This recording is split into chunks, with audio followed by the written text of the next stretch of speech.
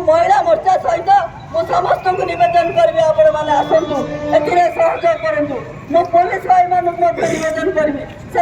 आम सहित सामिल हूँ। आज अन्याय होची आज पुलिस कौन कर सरकारी दल चामच साधुची एवं सरकारी दल प्रभाव आसिक सरकारी दल प्रभाव आसिक सी अन्याय देवे न्याय देवे आज निजर कर्तव्य पथर विच्युत होची। बंधुगण आम जो लक्ष्मी माझीर से जगह को जाइए